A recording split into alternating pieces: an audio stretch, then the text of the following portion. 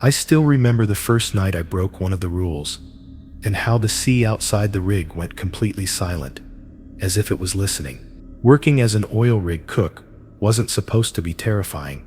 The job was simple, the pay was good, and the only thing I had to worry about was serving meals on time. But then the head chef handed me a stained clipboard with 11 strange rules written in faded ink, and told me I'd better follow every one of them if I wanted to stay alive out here. I laughed at first. Everyone does. But the ocean doesn't forgive laughter, and the first time I saw what happens after midnight, I realized these rules weren't written for safety. They were written for survival. I'd been on the rig for just under a week when I first heard about Rule 1. Never serve food after midnight, no matter who asks for it. The rule was scribbled in dull marker across a grease-stained clipboard, hanging beside the freezer door like a warning no one took seriously. At first I thought it was some sort of crew joke, oil rig humor. The kind that keeps men from going insane in the middle of a metal island surrounded by nothing but darkness and sea. But that night, when the waves went dead still and the air tasted like iron, I started to understand why every man here looked over his shoulder at 11:59. Dinner on the rig was predictable.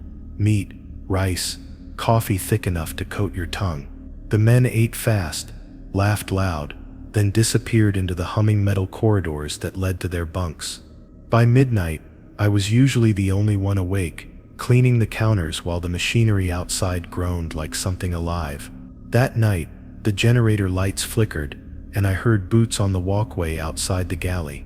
It wasn't unusual for someone to wander in late, but there was something off about the footsteps. Too even, too slow, like whoever it was didn't want to reach the door but couldn't stop moving forward. When the latch finally clicked, I looked up, expecting one of the drillers. Instead, a man stood there I didn't recognize. His coveralls were soaked, as if he'd just climbed out of the sea, though the deck above us was dry. His eyes were fixed on the pot of stew still simmering on the back burner. "You're still serving, right?" he asked, voice too calm for the hour. I told him kitchen hours ended at 11. He smiled like he'd heard me say something funny, then added, "Just one bowl. I've been working outside." The fluorescent light above us flickered, and for a moment, the man's reflection didn't match his movements. It lagged, like a bad film reel. My stomach knotted. I remembered the clipboard's rules and the warning about never serving food after midnight, but I didn't want to seem paranoid. Maybe he was new. Maybe I just hadn't seen him before. "What's your name?" I asked, reaching for a towel to dry my hands. He blinked slowly, as if processing the question, then said, "Does it matter?" I noticed then that his coveralls bore no name patch. Every worker on this rig had one. His chest was bare, except for the dripping fabric. The stew bubbled quietly. The man stepped closer to the counter, water pooling at his feet. The smell hit me next. Salt and something faintly metallic, like blood mixed with oil. He was still smiling, but his teeth were wrong. Too many, or maybe too sharp. I took a slow step back and told him the kitchen was closed. His expression fell, almost like he was disappointed in me, like I'd failed some unspoken test. "You shouldn't refuse a man who's starving," he said. His tone wasn't angry, but it made my skin prickle. I told him again to leave. He just looked past me at the stew, eyes glassy, and whispered, "They get hungry too." Outside the wind picked up, no gradual buildup, just instant force. The metal siding groaned, and the fluorescent light above us went out with a faint hiss. For a few seconds, I could only hear the ocean slapping against the pillars below, then something else, a dull scraping sound along the floor. When the backup lights flickered on, the man was gone. Only a trail of wet footprints led to the galley door, ending abruptly halfway down the hall, as if he'd simply stopped existing. I followed the trail until it vanished completely, my heart pounding so hard I could feel it in my throat. I told myself fatigue was making me see things. Long shifts and isolation do strange things to your head out here. Still, when I got back to the galley, I poured the stew down the drain and scrubbed the pot until my hands ached. At 12:37, the radio near the pantry crackled to life with static. Then a voice, low, distant, and unmistakably wet. "I'm still hungry." The voice wasn't coming from the rig's frequency. It sounded closer, like it was whispering through the air duct. I turned the radio off and left it that way for the rest of the night. The next morning, I asked Mark, the head chef, about the clipboard. He looked up from chopping onions and said, "You saw someone last night, didn't you?" When I didn't answer, he sighed. "We've all seen him, or something like him. That's why the rule exists." He pointed at the clipboard with his knife. "You feed them once, they remember your face. They'll keep coming back." I asked what they meant, but he didn't respond, just kept chopping. The rhythmic sound of the blade hitting the board was the only reply I got. Later that day, I checked the personnel list. Every name was accounted for. No new transfers, no night crew replacements. The man I'd seen wasn't supposed to exist. Still, when I mopped the galley floor, I found faint saltwater streaks beneath the storage shelf, as though someone had stood there dripping. I didn't tell anyone. The crew already looked at me with the same quiet suspicion they gave every new hire. Out here, being the cook made me both necessary and forgettable, a man whose job was to serve and stay quiet. That night, I locked the galley door before midnight. Around 12:20, the temperature dropped sharply, cold enough that I could see my breath. The sound of boots returned, the same deliberate pacing outside the door. The handle didn't rattle, it just trembled slightly, as if someone rested their hand on it. I pressed my palm against the cold metal, and for a brief moment, felt another hand press back from the other side. I froze. The air smelled of salt again. I whispered, "You can't come in." Silence. Then the faintest vibration through the door, like a heartbeat pulsing in reverse. At dawn, I found the galley untouched, but the clipboard was gone. In its place was a single wet handprint on the freezer door, fingers too long, palm too narrow to belong to any man I knew. The smell of salt lingered until noon. When I told Mark, he only said, "You kept the rule, that's what matters." His eyes looked sunken, like he hadn't slept in days. As I left, I noticed something that made my stomach turn. His apron was soaked near the bottom, and his shoes left faint, damp prints across the floor. That night, I didn't cook. I didn't sleep either. Around 2 a.m., the rig's emergency lights flashed once, casting everything in a deep red hue. I looked through the small galley window and saw the sea perfectly still, like a sheet of black glass. Something moved just beneath it, circling slowly, huge and deliberate. I didn't see a face, but I felt its gaze tilt upward toward me, patient, hungry, waiting. The ocean had learned my scent. When morning came, the clipboard was back, clean, dry, and hanging in the exact same spot. But now the rule was written in fresh ink, darker and deeper than before. And below it, in smaller letters, a new line had appeared. "He knows you now." I learned about Rule 2. Always lock the freezer before midnight, even if it's empty the morning after that first encounter. Like Mark didn't have to say anything. He just pointed toward the freezer door. The steel surface looked clean, but I could still see where that long, wet handprint had been, faintly smudged like frost burned into the metal.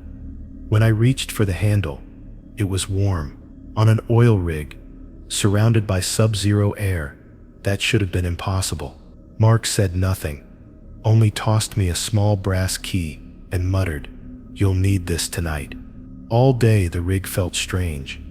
The usual hum of machines carried an undertone, like a slow heartbeat pulsing through the pipes. Even the men, hardened by months of sea isolation, kept glancing at the water's edge. I overheard one whisper to another that sometimes the ocean pushes back, though neither explained what that meant. The sun dipped early, casting the sea in a copper glow. I found myself dreading the moment when I'd have to face the freezer again. It wasn't just about following a rule anymore. It was about believing that the rule was the only thing keeping us safe. By evening, the rig had fallen quiet, except for the distant clang of chains from the upper deck. Dinner went smoothly. No one joked much. When the last of the plates were stacked and the crew retreated to their bunks, I felt the weight of the key in my pocket like it was alive.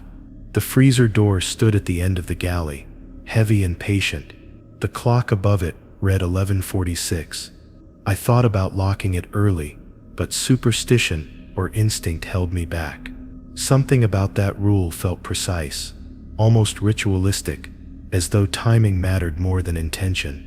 At 11:58, I walked to the door, every step echoing against the tile. My reflection in the steel looked tired, eyes sunken, face drawn tight. When I pressed the key into the lock, the sound of the tumblers clicked louder than it should have. I twisted, sealed the latch, and stepped back. The silence that followed wasn't natural. It felt like the ocean itself was listening through the walls. I stayed there until the minute hand crossed to midnight. Then the floor beneath me vibrated slightly, a low tremor that lasted just long enough to make the hanging utensils sway. The freezer handle jerked once, subtle but unmistakable, as if something inside had tested the lock. I didn't sleep that night. I sat in the galley with the lights on, trying not to think about what could be in a freezer I knew was empty. Around 2 a.m., the power flickered, then the backup generator kicked in with a groan. I heard faint scraping from the back wall, behind the freezer. The pipes ran there, but this sound wasn't metallic. It was softer, like nails dragging along damp wood. I told myself it was just the wind. Still, I couldn't shake the image of that wet handprint, and the idea that maybe, whatever had come looking for food, hadn't left. When morning came, I checked the freezer. The lock was intact, but the air inside smelled faintly of salt. Frost had built up in strange patterns along the back wall, swirls like spirals, each one leading toward a single center point. I scraped a bit of it off, and saw something embedded beneath the ice, a small piece of fabric, dark red, torn cleanly at the edge. It looked too much like the color of the overalls that man had worn. I shut the door quickly and locked it again. My hands were trembling. Later, while cleaning, I asked one of the drillers named Ethan if he'd ever seen anyone on the rig without a name patch. He froze mid-step and looked at me like I'd confessed to a crime. "You didn't talk to him, did you?" he asked. When I hesitated, he turned pale. "That thing isn't a man. You think the rules are for us? They're for them, so they don't get confused." I pressed him for more, but he walked off without another word, leaving the mop water rippling in his wake. That night, I found a second key taped beneath my bunk. No note, no explanation. When I held it up to the light, I noticed the number 2 etched faintly into the handle. I hadn't told anyone about the first key, yet now there was another. I wondered if every cook before me had one, or if the rig itself was giving them out, metal tokens of warning disguised as tools. The thought kept circling my head. If the freezer must stay locked even when it's empty, maybe emptiness wasn't the danger. Maybe opening it invited something that wanted to be stored inside. At 11:59 that night, I stood before the freezer again. The lights dimmed just slightly, as they always did when the generators switched power load. I twisted the key and heard the click, then the faint hum stopped completely. The entire galley went silent. No fans, no vents, not even the low buzz of electricity. I took one step back, then from inside the freezer came a low vibration, steady and deep, like breathing trapped in metal. I reached out to touch the door, but before I could, something on the other side pressed against it, just once, slow and deliberate. The handle shivered, my breath froze in my throat. I forced myself to turn away. When I looked back, there was frost forming along the seams of the door, patterns twisting outward like veins. I stayed awake until sunrise, not daring to unlock it. The moment the first light touched the horizon, the hum of machinery returned all at once, loud enough to make me flinch. The frost was gone, only a faint ring of condensation marked where it had been. I checked the inside again, though my instincts screamed not to. The freezer was empty, except for the same scrap of red fabric, now half buried in fresh ice. That morning, the crew whispered about strange noises over the intercom during the night, voices overlapping, out of sync, asking for food. The communications officer insisted no transmissions were recorded. Mark refused to meet my eyes. I realized then that everyone on this rig was playing along with the rules, not because they believed them, but because they'd already learned what happens when you don't. The clipboard hung in its place again, pristine, its ink darker than before. The brass key in my pocket had grown warm, almost pulsing like a heartbeat. By the third night, I noticed something new. The freezer door wasn't aligned perfectly anymore. The hinges bowed slightly outward. I could see a hairline crack near the base, just wide enough to let a thread of mist escape. I pressed a finger against it, and it came away wet, not with condensation, but with seawater. The ocean was seeping in, or something from the ocean was trying to seep out. I locked it again, even tighter this time, until the metal creaked. Then I threw both keys into the sink and ran the garbage compactor. Metal crunching against metal made my stomach twist. The following morning, the keys were back on the counter, cleaned and polished. A sticky note beside them simply read, "You can't get rid of what keeps you safe." The handwriting wasn't Mark's. It looked unfamiliar, too neat, almost printed. I stared at it for a long time before tossing it into the incinerator. The smoke rose slow and thin, carrying the faint smell of salt again. That scent had become impossible to escape, clinging to every breath, every bite of food I cooked. Even the coffee tasted faintly of the ocean now. That night, I didn't wait until midnight. I locked the freezer at 11 and stayed in my bunk, trying to convince myself that following the rules was enough to keep me safe. But around 12:30, the intercom clicked on by itself. Static filled the air for a few seconds before a voice whispered, "You forgot to check if it was empty." My blood turned cold. I sat frozen, staring at the speaker, until the static faded. When I checked the galley in the morning, the freezer was open again, and inside, among the frost, something was breathing. I didn't understand why the third rule mattered, until the night everything went silent. The galley had always been my sanctuary. The hum of the freezers, the flicker of the fluorescent lights, and the faint smell of frying oil mixing with sea salt in the air. I thought keeping the lights on was just for safety, maybe to keep the night crew comfortable.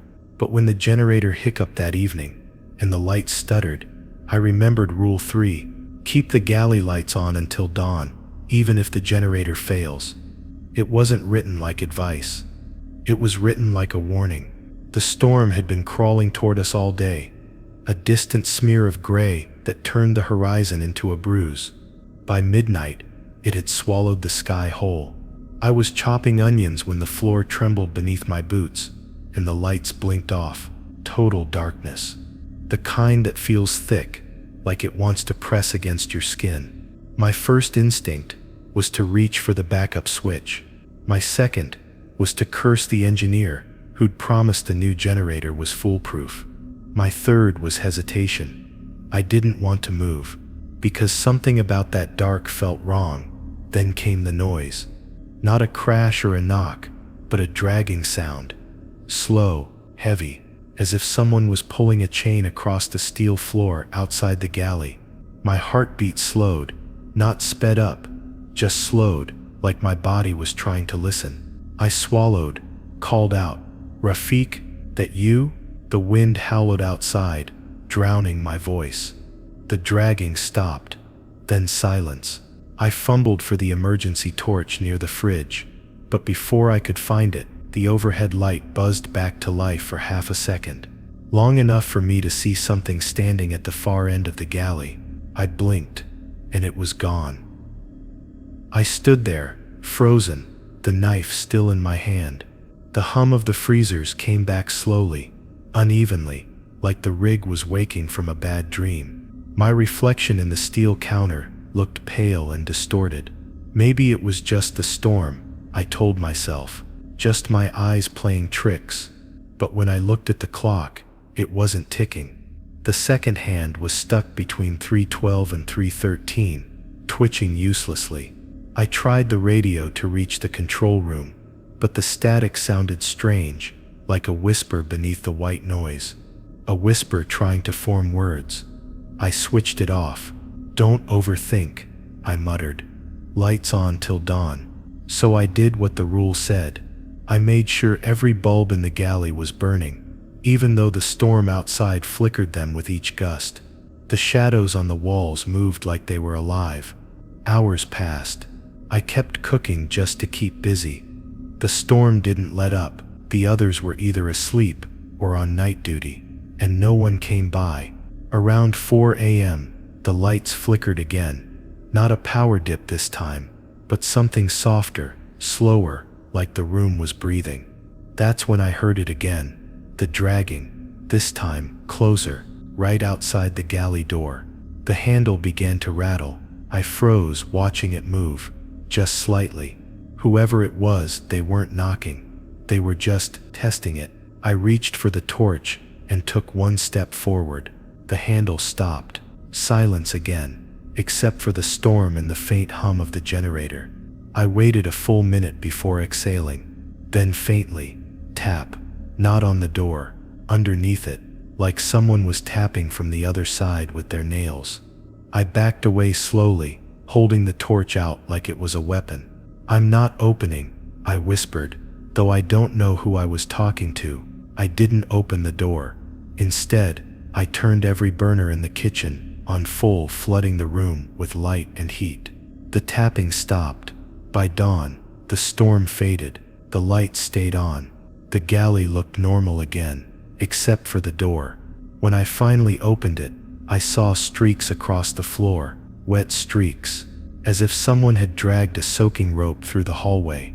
But there was no one, just puddles that led to the end of the corridor and stopped at the wall. The air smelled faintly like salt water, sharper than usual, like the ocean had been inside with me. When the morning shift came in, I asked Rafik if he'd been near the galley last night. He frowned, said the upper deck was sealed during the storm, and no one was allowed out of quarters. "You sure you weren't just tired?" he asked, and I wanted to believe him. But then he glanced at the light bulbs, all still on, and said, "Good, you followed Rule 3. The way he said it made my skin crawl. I asked him why it mattered so much, and he just shook his head. "You don't want to see what happens when it goes dark." That afternoon, I found the old cook's logbook tucked behind the spice rack. Its pages were stained and warped from humidity. The last entry was dated 2 years ago. It said, "Power failed at 2:30, lost lights in the galley. Found Tamaz at dawn, near the supply hatch. Eyes open, skin pale as ice. Generator running fine." That was all. No follow-up, no investigation note. Just the initials JR at the bottom. I spent the next few nights terrified of the generator flickering out. I barely slept. The rules were starting to make sense, one by one, but in a way that made me wish I hadn't agreed to take this job. There were 11 of them. 11 things that kept this rig from becoming something else at night. I started wondering who made them, and why. But mostly, I kept thinking about that dragging sound, because the logbook didn't mention it, and part of me knew, whatever made that sound, it wasn't Tamaz. It wasn't anyone who'd worked here before. Now every night, before midnight, I stand in the galley and stare at the lights, making sure they're all burning steady. I've replaced every bulb twice over.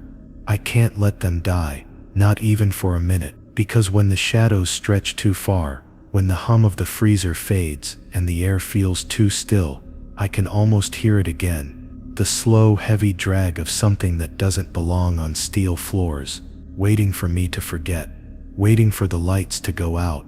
It started with a sound I'd never heard from that old freezer before. Something faint, irregular, and wet. I'd just finished mopping the galley floor when it came.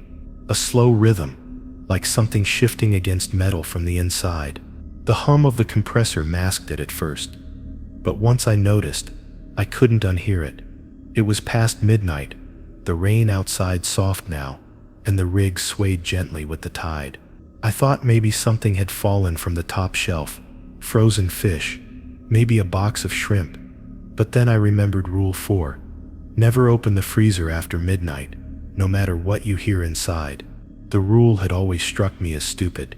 I'd even joked about it once during breakfast, saying if a steak started knocking from inside, I'd still want to cook it.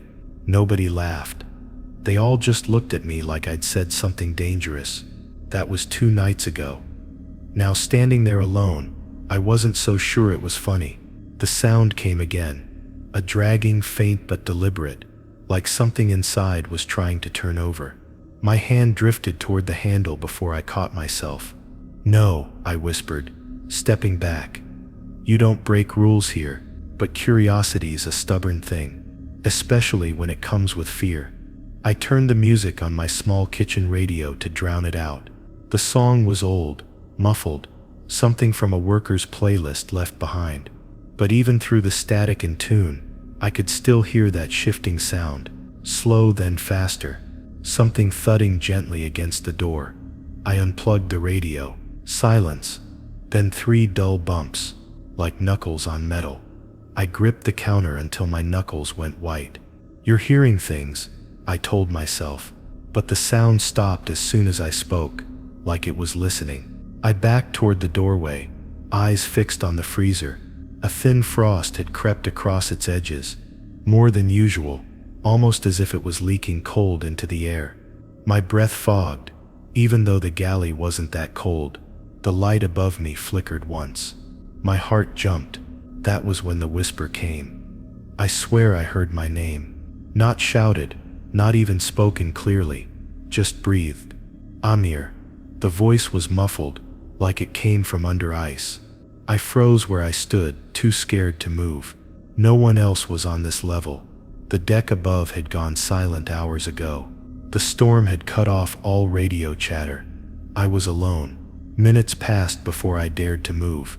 I pulled up a chair, sat as far from the freezer as I could, and stared at it. I told myself I'd just wait till morning. Maybe the noise would stop. Maybe I'd laugh about it later. Around 2:40 a.m., I heard something clatter inside.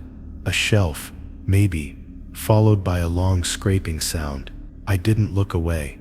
And then, the handle twitched. Just once, a small metallic movement like pressure shifting from the inside. My throat went dry. I wanted to scream, but the sound caught behind my teeth. That's when the power flickered. Just once, for half a second. The galley went dark and came back. But when the lights returned, the freezer door was slightly open. Not wide, maybe half an inch. Just enough to see a thin line of cold vapor escaping like breath. I couldn't breathe. My first instinct was to slam it shut, but then I saw something through the crack. A shape. Not clear, just moving. Slowly, it looked like a hand, but wrong, too long, too thin. I stumbled back, kicking over the chair, eyes locked on the gap. The air around me dropped in temperature so fast, it made my skin prickle. I didn't dare blink. Then the lights buzzed again, and the door was closed. Tight. No sound. No frost escaping. The hum of the compressor returned steady. Calm. Everything looked normal. But I knew it wasn't. I backed out of the galley, heart hammering, and locked the door behind me. I didn't sleep that night. I sat in the mess hall staring at the security monitor. The feed for the galley was grainy, black and white, and faintly distorted by static. Around 3:10, the freezer door opened again on its own. No one was there. The camera flickered, and for a split second, I saw something standing between the tables. Tall, still, watching the camera. Then the feed cut to black. When I told Rafiq the next morning, he didn't even act surprised.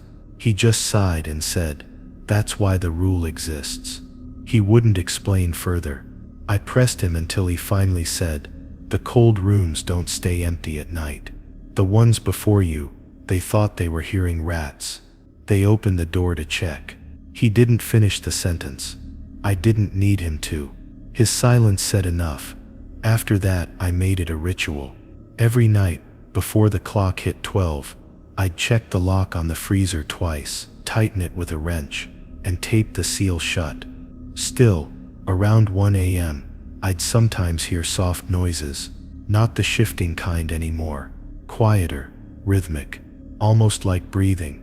Sometimes I'd think I saw frost spreading along the floor beneath the door, reaching out toward me like fingers. But I never opened it again. A week later, I found the previous cook's apron stuffed in the supply closet. It was stiff, like it had been frozen solid, and then thawed. There was something written inside the lining, letters scratched with a knife. It calls you by your name so you'll open the door. That night, I turned off the galley lights earlier than usual.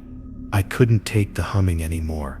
But as I started walking toward my quarters, I heard that same voice again, faint but unmistakable. Amir, the lights are still on. My body locked up. I didn't turn around, didn't breathe.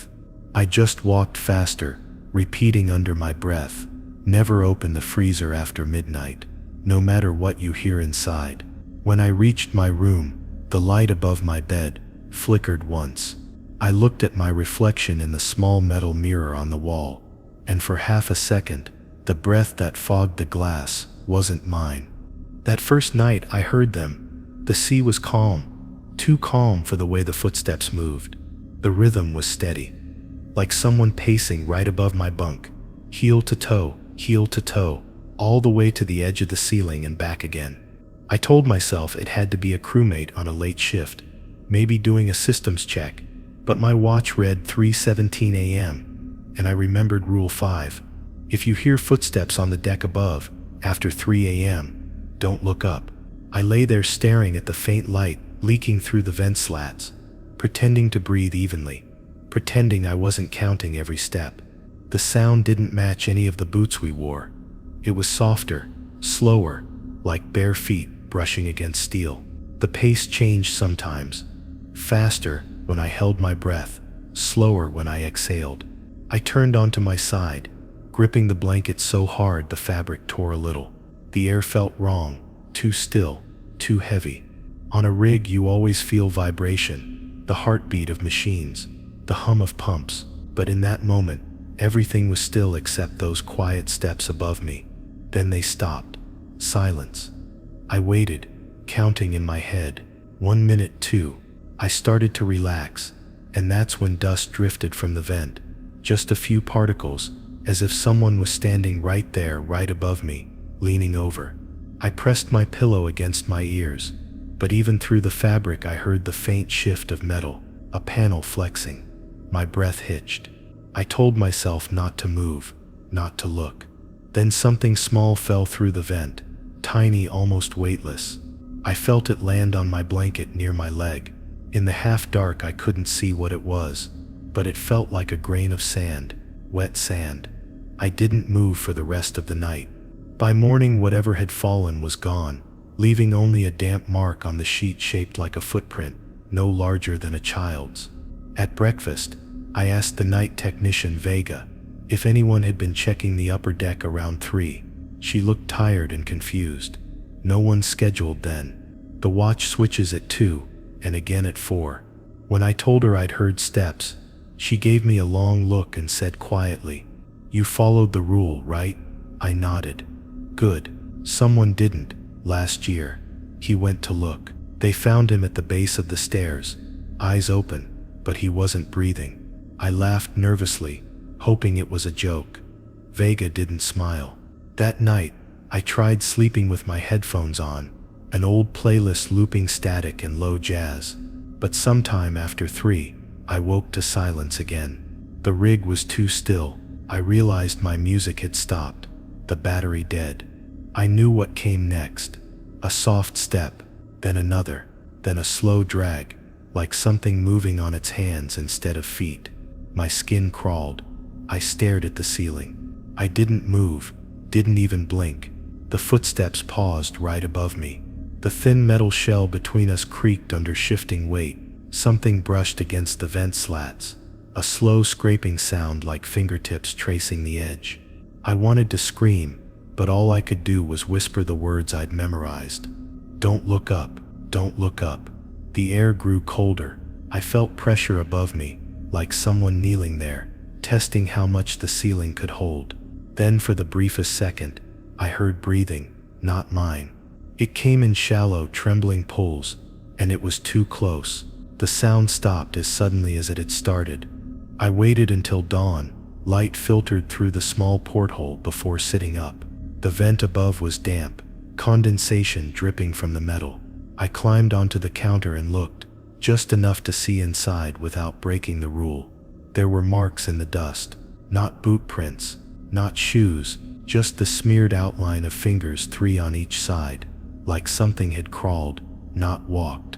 I tried to stay awake the next few nights, keeping coffee nearby, forcing myself to work past 3, but exhaustion on an oil rig is dangerous. The 4th night, I must have dozed off. I woke to a thump so loud it rattled the bolts in the ceiling. My instincts betrayed me. My eyes shot upward before I could stop them. For a moment, I saw only the metal grid, then movement, something pulling back into the shadows behind the vent. I scrambled out of bed, heart pounding, whispering, I didn't mean to look. I didn't mean to. When I checked the galley security feed later, the camera near my room was flickering between frames. At exactly 3:06 a.m., a dark shape passed across the lens, not walking, crawling. The timestamp glitched for 12 seconds, and when it resumed, the corridor light outside my door was swinging slowly, though there's no draft strong enough to move it down there. The next morning, I told Vega. She didn't look surprised. She handed me a length of red tape. Mark the floor where you sleep, she said. Don't step out of it until sunrise. It doesn't cross marked lines. When I asked what it was, she just said, whatever lives between the decks. They used to weld them shut, then they stopped. I followed her advice. That night, I taped a circle around my bed and kept the torch in my hand. When the first step came, soft and wet, I stayed perfectly still inside the line. The steps circled above me for nearly an hour. Once something dripped through the vent again. It hissed when it hit the tape, like water on a hot pan. I didn't move. When dawn came, the sound faded like mist pulling back from the sea. I never looked up again. Not when I heard the scraping, not when I felt cold air slide down the back of my neck, not even when the metal above me dented inward one night as if pressed by invisible weight. I just whispered to myself, over and over, the only thing keeping me alive. If you hear footsteps on the deck above after 3 a.m., don't look up. By now, I think the rig itself remembers who disobeyed. I used to think the water tanks were the quietest place on the rig. They were tucked low in the subdeck, behind a row of narrow metal corridors that always smelled faintly of salt and rust. The air there felt heavy, recycled, stale, untouched by wind. That was where we drew our freshwater supply from, condensed from seawater by an old desalination system that moaned like it was alive. I went down there one night to fix a valve leak. The clock read 12:14 a.m. I didn't even think about Rule 6. Never go near the water tanks alone, especially after midnight. I should have. The staircase leading to the lower deck echoed with each step. My flashlight beam danced across the pipes, glinting on condensation. Somewhere in the dark, something dripped steadily, like the deck itself was breathing. The deeper I went, the quieter the rig became, until even the hum of the generators faded into a faint vibration under my boots. The tank stretched ahead, massive and black, with gauges glowing weakly in the dim light. Steam coiled from vents like ghostly fingers. I checked the valve pressure, slightly above normal, and bent to tighten the seal. That's when I noticed it. The reflection in the metal, not mine. It was faint, distorted, as if someone stood behind me, just far enough that my flashlight didn't catch them. I turned fast, heart in my throat. Nothing, only the dripping and the hum of the pump. My breath fogged in the air, even though the room wasn't cold. I tightened the valve and told myself to hurry. But as I moved toward the stairs, I saw ripples in one of the tanks, gentle at first, then sharper, faster. The surface churned like something beneath it had stirred. At first I thought it was air trapped in the system, But then I heard it, a low sound, like a sigh echoing inside the metal walls. The ripples grew, spreading across the tank, hitting the sides with soft rhythmic slaps. I froze, flashlight shaking in my hand. The sound wasn't mechanical. It was too slow, too deliberate. I took a step back, and the ripples stopped. The room fell still again. Then the pump hissed, a long shuddering hiss that seemed to come from everywhere at once. I turned toward the control panel to shut it down. That's when I saw handprints on the glass level gauge. Wet handprints, not from the outside, from inside the tank, each print smeared downward, as though something had tried to push its way up. My throat tightened. I stumbled back, nearly tripping over the grated floor. My flashlight flickered. In the split second of darkness, I heard a faint tap from within the tank. 3 slow knocks, spaced evenly apart. When the light steadied again, the ripples had returned, moving faster, as if reacting to me. I ran. I didn't think, didn't check the pressure, didn't shut anything off. I bolted up the stairs 2 at a time, until I was back in the galley, chest heaving. The hum of machinery above sounded normal again, alive.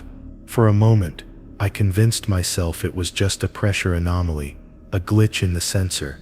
But when I looked at my boots, the soles were soaked in brine. I hadn't stepped in any water. The next morning, Vega found me cleaning the floor near the pantry. She asked if I'd been down by the tanks, and when I nodded, her expression turned pale. "You went alone?" she whispered. I told her I'd only needed a minute, just to check a leak. She shook her head, almost angry. "That's how it starts. You hear the water move, and it wants you to look closer." I asked her what she meant, but she wouldn't answer. She only said, "They warned us." The desal lines were installed over something that wasn't supposed to be disturbed. For 2 nights after that, I couldn't sleep. Every time I closed my eyes, I saw that reflection, that faint shape behind me. The sound of the rippling water haunted me, quiet but constant, like the sea breathing beneath my bed. On the 3rd night, the pipes in my room began to pulse faintly, the same rhythm as the knocks I'd heard inside the tank. I turned off the main valve and waited. The sound didn't stop. I went to find Vega, but she wasn't in her quarters. The corridors were empty. The air smelled damp, like salt water again. I followed the noise down the stairwell until I reached the subdeck door. The lock was broken, hanging open. I hesitated at the threshold. Every part of me screamed not to enter. Still, I stepped inside. The lights below flickered dimly, enough to see the walkway and the rows of water tanks beyond. One of them was open. Its heavy metal lid lay bent at an angle, as if forced outward. Something was dripping onto the floor in slow, deliberate beats. My boots squelched as I approached. The tank's interior was dark, almost opaque, despite the water being clear. I raised my flashlight and saw movement, not swimming, floating, a shape barely visible beneath the surface, rising and falling as if breathing. My mind refused to believe what my eyes saw. It wasn't a body, but it wasn't just water either. The surface shimmered like a face breaking through, then smoothed again, erasing itself. I stumbled backward, slipping on the wet floor. My flashlight rolled, beams spinning wildly. That's when I saw Vega standing at the far end of the walkway. Her eyes looked glassy, unfocused. She was whispering something, a string of words I couldn't hear over the hum. I called her name. She didn't move. She turned her head slowly toward the open tank. "It wants the light," she murmured. "It hates the dark." Then she stepped closer to the edge. I ran. I didn't wait to see what happened when she reached the water. I made it back to the galley and slammed the door shut. My hands were shaking too badly to hold the key steady. Moments later, the entire rig shuddered, just once, like something massive had pressed against its side from the deep. The lights flickered, but stayed on. I didn't sleep again that night. In the morning, Vega was gone. Her bunk was untouched, her ID still on the table. The chief engineer said maybe she'd taken the dawn shift and never returned, but no one checked the subdeck. They didn't have to. We all heard the new sound coming from below, the slow rhythmic slosh of water moving against metal, like the tanks had grown tides of their own. Now when I pass the stairwell, I can still feel the air shift, damp and cold, like breath on my neck. And every time I hear the faint hiss of the pumps at night, I remember the words burned into my mind. Never go near the water tanks alone, especially after midnight, because whatever lives inside them doesn't sleep. It listens. I didn't believe the rule when I first read it. The words sounded like the kind of superstition old rig workers passed around after too many nights without sleep. But that night, when I stepped out onto the deck to check the tide pumps, the air was so still it felt wrong. The ocean spread like a sheet of oil, perfectly flat under a dull orange moon. I could hear the machinery humming beneath my feet, but beyond that, nothing. Then came a faint sound from the edge of the rig, soft, familiar, and impossible. Someone was calling my name. It was clear enough to make me freeze. Eli. My name carried gently across the water, as if someone stood just below the platform. I leaned over the railing, squinting at the darkness below. The waves didn't move. The voice came again, a little clearer this time, and I swear it sounded like Sam, the mechanic who'd gone missing 2 nights earlier. I wanted to believe it was him. Maybe he'd fallen, maybe he'd survived. But then I remembered Rule 7. Never answer a voice calling you from the water. The words ran through my head like a lifeline. I didn't want to grab. I told myself it couldn't be real. Maybe it was the wind carrying a frequency through the metal. Maybe my brain was just tired. I backed away, trying not to look down, but the voice followed. Eli, help me. Softer this time, almost pleading. The sound of distress clawed at something human in me, the part that couldn't ignore another person's pain. I took 1 step toward the railing, before stopping myself again. The wind shifted suddenly, cold and wet, brushing my face with the smell of salt and rust. That's when I realized the voice had moved, closer now, almost right below where I stood. I turned to go back inside, but I couldn't move. Every muscle in my body felt heavy, locked in place by some unseen pull. The air around me thickened, like breathing underwater. My heart was pounding so loud I could hear it echo in my ears. The voice came once more, almost whispering now, "Why are you leaving me?" It sounded so much like Sam that I nearly broke, but something inside me, some tiny surviving instinct, knew that wasn't him. Sam had screamed when he fell. He wouldn't have whispered my name like that. I forced myself to take 1 step back, then another, until the railing disappeared from view. The moment I broke eye contact with the ocean, the air lightened, and the tension in my chest released. When I stumbled inside, the corridor lights flickered twice before settling. I stood there for a long time, listening to the hum of the rig, and my own shaky breathing. No one else was awake. No one else had heard it. I wanted to tell someone, but I knew how it would sound. No one would believe me. They'd say I was sleep deprived. They always did. By morning the sea looked calm again, almost inviting. A new shift was prepping to check the lower decks.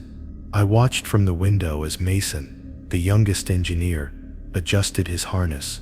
I thought about warning him about Rule 7, but the others already laughed at me for following the list so seriously.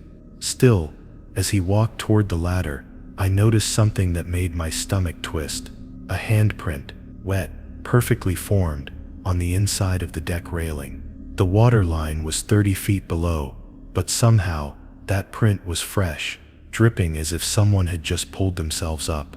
I wiped it away before Mason saw. He would have asked too many questions, and I didn't want to say the wrong thing. But later, while cleaning the galley, I overheard him humming a tune. It was faint, familiar, and I realized with a chill that it was the same tune Sam used to hum while tightening bolts. Mason hadn't known Sam well enough to pick it up. When I asked where he'd heard it, he just shrugged and said, "Outside, Thought I heard someone singing. My hands went cold. The voice was changing hosts now, finding new ears. That night, I locked myself in my cabin early. The sound of waves was louder than usual, and I kept the lights dim to avoid seeing my reflection in the porthole. Around midnight, I heard footsteps in the corridor, slow, deliberate, stopping just outside my door. A soft knock followed, then silence. I didn't move. I didn't breathe. After a few seconds, a voice spoke, muffled but clear. "Eli, you forgot the midnight prep." It was Mason, or at least it sounded like him. But something was off in the rhythm, like each word was learned rather than spoken. I stayed silent. The handle rattled, lightly at first, then harder. "Come on," the voice said, more impatient now. "You have to check the pumps." I still didn't answer. I just watched the shadow under the door, perfectly still, unmoving. Then it stopped. A moment later, I heard wet footsteps walking away, dripping onto metal, fading toward the deck. The door remained locked. When I finally dared to open it at dawn, there was a trail of water leading down the hall, each step shaped like a bare human foot. The next day, Mason was gone. No one saw him leave. His harness was still hanging by the ladder, his ID clipped to it. The others assumed he'd fallen during inspection. I knew better. The sea had called him by name. The rules were there for a reason, written by men who had heard the same voices, and maybe answered once. I didn't tell anyone. What would I even say? That something in the ocean wanted us to listen, that it knew our names and used them against us. That evening, when the crew gathered for dinner, I noticed the silence between conversations. Everyone was quieter than usual, listening, like they could sense something just below the surface. I tried to act normal, but the weight of it pressed on me. When I looked through the window, the horizon was gone, swallowed by a creeping fog, and in that fog, faint and distant, I thought I saw a shape rise and sink again, slow as breath. Later that night, lying in my bunk, I heard my name again, this time from inside my head, clear as a whisper beside my ear. "Eli." I shut my eyes and bit my tongue to stop myself from answering. The voice waited, then softly it laughed low and wrong, like bubbles breaking in tar. The air in my room turned damp, and I felt something cold trace the edge of my blanket. I didn't open my eyes. I couldn't. All I could do was repeat the rule to myself, over and over, until the voice finally faded. When morning came, the fog was still there, thicker than before, and the sea was utterly silent. I made coffee, pretending everything was normal, but deep down I knew something had changed. The rules weren't warnings anymore. They were the only thing keeping me from answering when the ocean spoke. It happened 3 nights after Mason vanished. The ocean had been restless since, waves slapping the platform with a rhythm that almost sounded alive. But that night, the noise simply stopped. Not slowed, not faded. Stopped. The constant hum of water, wind, and machinery vanished, leaving a silence so complete I could hear my own pulse in my ears. That's when I remembered Rule 8. Never step onto the deck. When the sea turns silent, the words replayed in my head like an alarm, but my curiosity overpowered my caution. The quiet wasn't natural. It was too precise, as if the world was holding its breath, waiting for me to notice. I left the galley, trying not to think about how the floor vibrated differently under my boots. Every sound I made, the creak of a hinge, the brush of my sleeve, felt amplified, wrong. When I reached the corridor, the emergency lights flickered once and steadied. There was no wind outside, no clatter of cables or whine of turbines. Even the generator hum had gone. The silence had weight, like the air itself had thickened. Still, I kept walking, drawn to the deck door. Something in me whispered that I needed to look, that not looking would be worse. Maybe that's how it worked. The quiet lured you in with its emptiness. When I opened the door, I half expected the wind to rush in, but the air outside was perfectly still, colder than it should have been. The horizon had disappeared into a seamless gray void, sky and water blending until I couldn't tell where one ended. I stepped out cautiously, feeling the metal cold beneath my boots. The surface of the ocean looked unreal, smooth as glass, reflecting the rig like a mirror. My breath fogged in the air, and for the first time, I saw it disturb the reflection, rippling outward until it stopped abruptly halfway across the water, as if the air itself refused to move past a boundary. Then I noticed the reflection of something that shouldn't have been there. At first I thought it was me. Same posture, same movement, but the mirrored figure didn't exhale. It stood perfectly still, staring back up at me while I leaned over the railing. Its head tilted a second too late, its hand resting where mine had been moments earlier. I stepped back quickly, heart racing. The reflection didn't move. The glassy surface stayed calm, and then slowly, a second reflection rose beside the first, smaller, darker, its shape undefined but human enough to make my throat close. I wanted to run, but I couldn't. The silence pressed down, freezing me in place. The new reflection leaned closer to the first one, whispering something I couldn't hear, and then both turned their heads toward me. The water rippled, just once. Then stillness again. I stumbled backward, tripping over a coil of rope. The impact jolted through my spine, but I barely felt it. The only sound in the world was the faint, almost imperceptible hum of my own breathing. And then finally, something broke the silence. The low groan of metal somewhere deep below the rig, like a sigh escaping from under the ocean floor. I ran back inside, slamming the door behind me. The sound echoed unnaturally loud, as if the silence had stored it up and released it all at once. I leaned against the door, chest heaving, staring at the steel walls that seemed to vibrate faintly under my touch. After a few moments, the background noise returned. Distant waves, machinery, the ordinary life of the rig. But it felt different now, distorted, like a recording that had been played back wrong. I realized then that the silence hadn't just been the absence of sound. It had been something alive, something watching. When I told the others, they looked uneasy but tried to laugh it off. "Maybe your ears popped," someone said. Pressure shift, but no one met my eyes for long. They'd all heard stories, the same ones we weren't supposed to talk about. The still water nights, when the sea stopped breathing, and men went missing. Those nights were the reason Rule 8 existed. The silence wasn't emptiness. It was the ocean listening back. Later, when most of the crew was asleep, I went to check the observation feed. The cameras showed the deck, bathed in floodlight, empty and calm. But as I scrubbed backward through the footage, something caught my attention. Around the moment everything went quiet, the deck lights flickered once, and for half a second there was a shadow standing at the railing, my shape exactly, but facing the wrong direction. It wasn't looking at the sea, it was looking inward, toward the door I'd come through. I replayed the clip again and again, but each time the figure grew fainter, as though the more I watched it, the less it wanted to be seen. Finally, I turned the monitor off and sat in the dark, trying not to think about the reflection that had mimicked me, or the silence that had felt sentient. I wondered how many rules had been written after nights like that, moments where reality slipped just enough to remind us we were never really alone out here. The next morning, the crew found new water stains near the control room door, perfectly round, as if drops had fallen from above, but there hadn't been rain for days.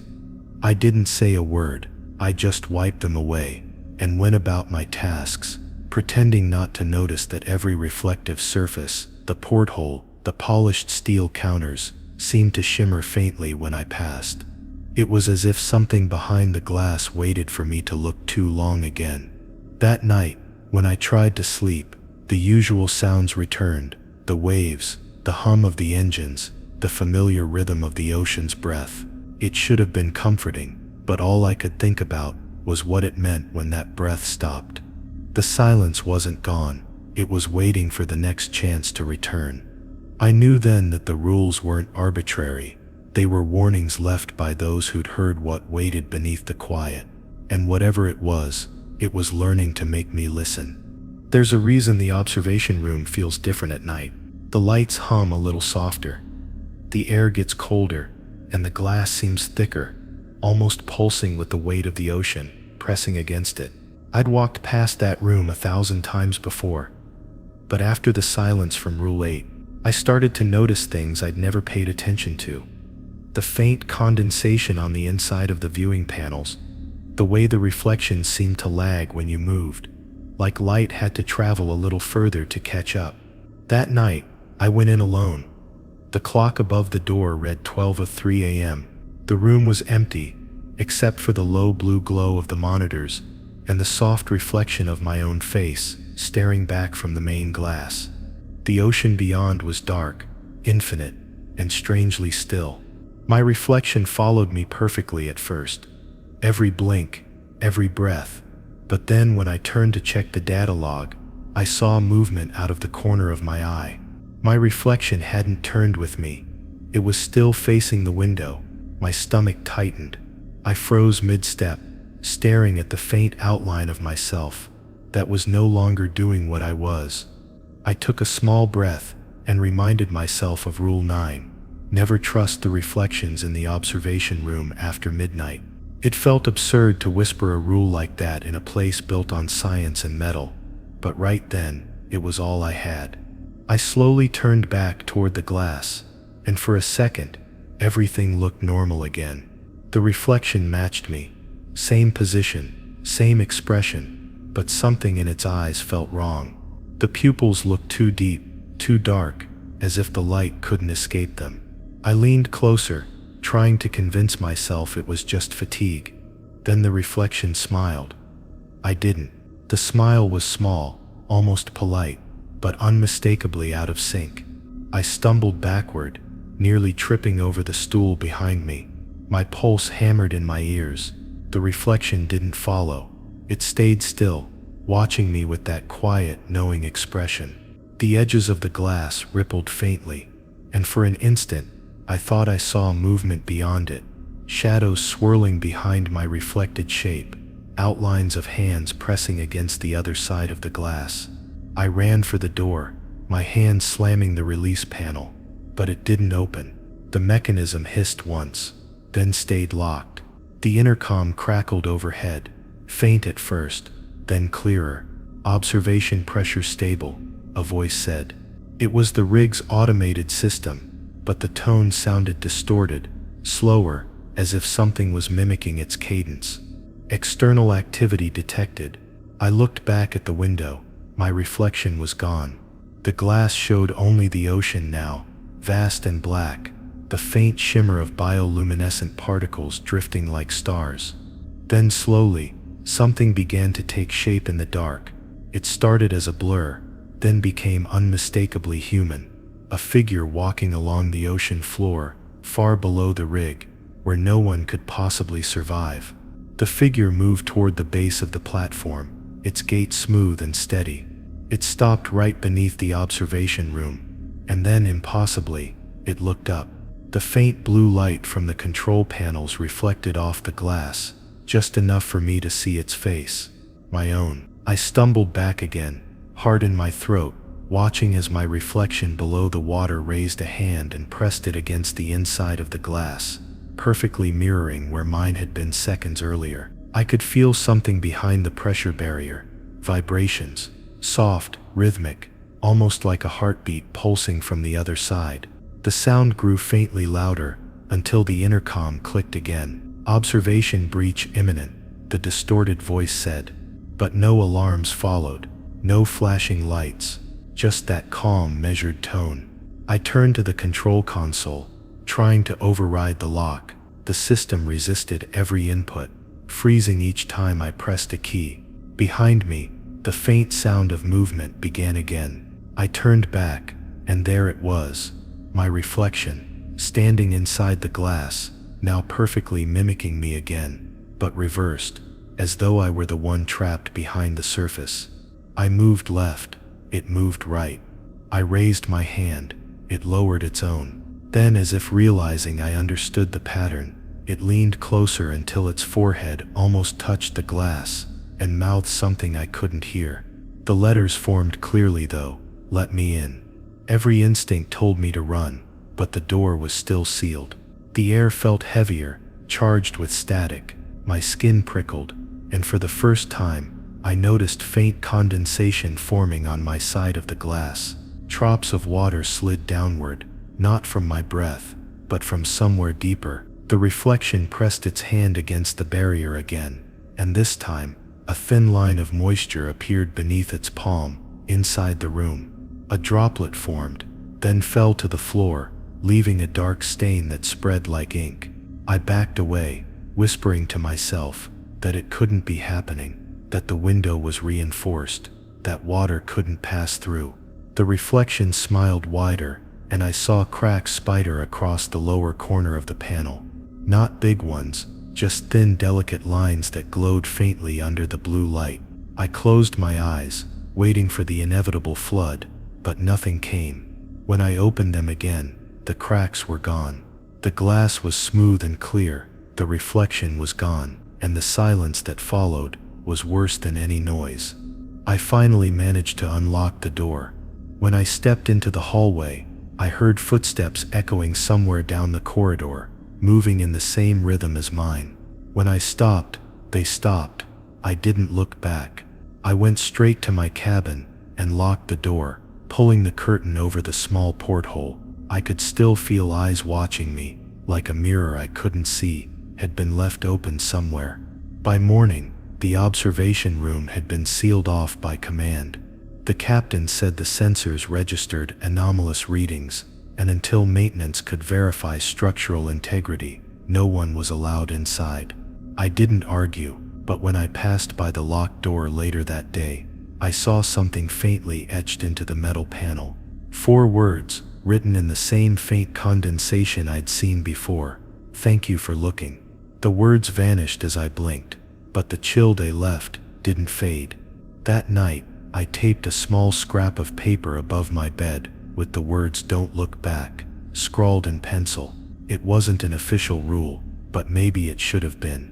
The reflections weren't showing me, they were showing me what the ocean wanted me to become. The rule sounded ridiculous when I first read it, like a leftover superstition from the old crew. But the logs were clear for over a decade. No one had dared to break Rule 10. Never use the emergency intercom between 3 o'clock and 3:15 a.m. Those 15 minutes were marked dead time in every shift schedule, an unexplained silence the captain refused to discuss. After what happened in the observation room, I wasn't planning to test it, but the ocean had its own ways of forcing your hand. That night, I couldn't sleep. The fog had thickened again, curling around the rig like smoke. The lights flickered in rhythmic pulses, dimming and brightening as if sinking to a heartbeat deep below. I sat in the galley with a mug of black coffee, pretending to write notes for the next day's menu. The clock above the counter read 2:54 a.m. I told myself I'd stay awake just long enough to see the hands move past 3:15, to prove the rule was nothing but an old sailor's tale. That confidence lasted about 6 minutes. At exactly 3 o'clock, every light on the rig blinked out, total darkness. Even the hum of the generator stopped. My first thought was power failure, but the silence was too clean, too absolute. I held my breath and waited for the backup systems to kick in. They didn't. Then somewhere far below, I heard the faint ring of the emergency intercom, the one wired directly to the lower engine room. The sound was distant, echoing through the metal corridors like a memory of a sound, soft but insistent. My first instinct was to answer. That's what the intercom was for, to connect crew between isolated sections in emergencies. But the moment I stood, something in the air shifted. The temperature dropped sharply, and the fog outside the porthole pressed closer, turning solid against the glass. I froze. The ring came again. Louder this time. 3 short tones, then silence, then 3 more. I tried to tell myself it was a malfunction, a power surge causing a false signal, but then a voice came through. "Eli, you there?" My stomach dropped. It was Mason's voice. Clear, calm, as if he were standing right outside the galley door. I gripped the counter to steady myself. Mason was gone, lost to the sea days ago. I wanted to run, but the voice came again. Softer now. We need help in the lower bay. The water's rising. The rational part of my brain screamed that it couldn't be him. But the part that still remembered the sound of his laugh, the way he'd called me Cook instead of Eli, almost believed it. The intercom crackled, hissing static. Then another voice joined in, a woman this time, unfamiliar, whispering something I couldn't understand. I checked the clock. 3:07 a.m. 8 minutes left. I needed to wait. Just 8 minutes. I backed away from the wall, keeping my eyes on the speaker grill, as if it could spring open at any moment. Then I heard footsteps in the corridor outside, slow, measured, wet. The sound of something dragging across metal followed. My heart pounded so loud it drowned out the faint hiss of the intercom. I whispered to myself that it wasn't real, that it was just the rig settling. But when the footsteps stopped right outside the door, I couldn't breathe. Eli, the voice said again. But this time, it wasn't coming from the intercom. It came from the hallway. You didn't answer. I didn't move. I couldn't. The door handle turned once, slowly, like someone testing it. The metal creaked faintly, and I saw the handle shift back to its resting place. The silence that followed was worse than the voice. I took one step back, then another, until I was pressed against the far wall. I stared at the door, waiting for it to open. It never did. The sound faded, replaced by the faintest echo of static through the intercom. I checked the clock again. 3:12 a.m. 3 minutes left. My legs trembled, my throat dry. I tried to remember if the backup switch for the power grid was accessible from the galley, but even if it was, I wasn't moving now. The intercom crackled once more, and this time, the voice on the other end didn't sound like Mason at all. It sounded like me. Why won't you answer? The tone was perfect. My pitch, my cadence, but hollow, like someone speaking through water. The sound made my skin crawl. I covered my ears, but I could still hear it, vibrating in the bones of the room. We're waiting, it said. It's cold down here. Then the static grew louder, filling the space with a high-pitched hum that made my teeth ache. 3:14 a.m. 1 minute left. The lights flickered once, twice, then steadied. The static cut off mid-note.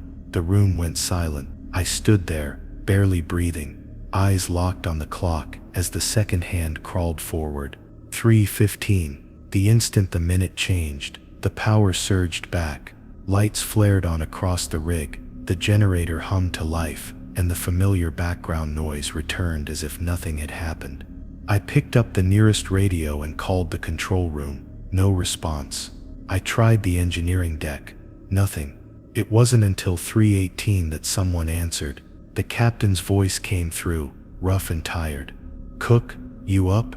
I didn't know how to explain what had just happened. I just said there'd been an outage. He sighed. "Happens sometimes. Don't worry about it, but next time, don't touch the intercom during blackout." He hung up before I could ask how he knew. The next morning, when I checked the log, there was no record of a power failure. Every system showed stable operation through the night. But I noticed a small note, handwritten in the margin beside Rule 10 in the emergency manual. "The intercom doesn't always call from here." Later that day, as I prepped breakfast, the intercom clicked once behind me. Just one click, no voice, no static. I turned slowly. The light above it wasn't red or green. It pulsed faintly blue, like the glow from the observation glass. I unplugged it from the wall. The light stayed on. I left the galley for the rest of the shift. By the time I came back, the light was off again, but the faint outline of a handprint lingered on the speaker grill, as though someone had pressed their ear against the other side, waiting for me to speak. That was when I finally understood the rule. It wasn't about time, it was about contact. Between 3 o'clock and 3:15, the line wasn't ours anymore. When the night shift ended, and the last footsteps faded down the corridor, I stood alone in the galley, surrounded by the hum of refrigeration units and the faint gurgle of pipes overhead. The sea outside was calm for once, but the air inside felt thicker, almost aware. I thought of Rule 11. Never leave the kitchen lights on after everyone's gone, wondering if it was just another old superstition meant to keep rookies cautious. Still, I'd followed every rule so far, and the ocean had made sure I learned why each one existed. That evening, however, the lights flickered once, and I made the mistake of hesitating before turning them off. I started cleaning the counters, stacking the pans, letting the clang of metal echo through the empty galley. The lights above buzzed, dimmed, then brightened, like they were breathing in rhythm with something unseen. I caught my reflection in the steel counter, pale, sleepless, and flickering, just out of sync with me. That tiny delay froze me in place. I blinked once, and my reflection didn't. Then, when it finally moved, the delay reversed. It was faster. I looked away, convincing myself it was exhaustion, nothing more. But then the low voice came through the vent again, the one that used to mimic the voices of my crewmates, only softer now. "You forgot the light," it whispered, right above me. I dropped the rag and spun around. The vent was still, just metal and shadow, but the whisper hung in the air longer than sound should. My chest tightened as I reached for the switch. The overhead bulbs resisted, pulsing between light and dark, as if the room itself didn't want to sleep. The shadow beneath the prep table stretched the wrong way, toward me, not the wall. The reflection on the freezer door blinked out of rhythm again, and this time, its lips moved, though I hadn't spoken. My breath fogged the air, even though the room was warm. I thought of shutting my eyes, pretending none of it was real, but the whisper came again, this time from the light itself. Too late. The bulbs all went out at once, plunging the galley into absolute darkness. I froze, holding my breath, waiting for my eyes to adjust. But in the dark, light didn't return. Shapes did. Outlines, faint and slow-moving, shimmered as though underwater. They filled the corners first, then crawled along the ceiling, trailing faint luminescent traces like deep-sea plankton. I backed into the counter, trying to keep my distance from the movement, but when my shoulder brushed the wall, I felt something cold and slick beneath the paint, like skin stretched too tight. The whisper turned into breathing now, low and measured, perfectly matching mine. I realized it was waiting for me to turn the light back on. My hand trembled as I reached out, groping for the switch in the dark. The metal felt wet, though I couldn't see anything dripping. As soon as I flipped it, light flooded back violently, but the room was wrong. The tables were still there, but so were wet footprints, leading from the center of the galley to the doorway, even though no one had entered. My reflection on the freezer door smiled before I did. Then the lights flickered again, once, twice, and the reflection didn't come back on the third flicker. Instead, the door itself seemed to bulge outward, just slightly, like someone was pressing their face against it from the other side of the metal. I stumbled backward, the whisper now behind me again, close enough to make the hairs on my neck stand. "You left it on before," it said. "You left it on, and now it remembers." I didn't understand what it was, or what it meant by remember, but I wasn't going to wait to find out. I ran for the hall, turning off every switch I passed, plunging the whole corridor into darkness behind me. The hum of the rig felt heavier now, like every vibration carried a heartbeat. When I reached the crew quarters, the night watch was already awake, sitting up in their bunks, staring at the ceiling. None of them looked at me, but I could tell from their faces that they'd heard it too. We didn't speak about it the next morning. No one ever does after hearing the whisper. Instead, we cleaned the galley again, polished the steel until the reflections were spotless. The lights stayed off until the next shift. But sometimes, when the supply boat comes late and the sea turns silent, we see the faint glow of the galley lights flicker through the windows, even though no one's inside. The captain says it's just power feedback from the generators. I know better. The ocean remembers everything. Every sound, every mistake, every broken rule. I still cook the meals, still serve the same men who pretend nothing's wrong. But I don't look in the reflections anymore, and I never stay past midnight. Some nights when the fog rolls over the rig and the horizon disappears, I think I can see someone moving inside the kitchen through the glass. Their silhouette looks like mine, down to the smallest twitch, except the timing's always a little off. The last thing I do before I leave, every shift now, is whisper to the light, "I'm turning you off." And when the switch clicks, I swear I hear a whisper back, quiet, almost kind, saying, "Good. This time, you remembered." If you enjoyed this story, like, share, and subscribe for more.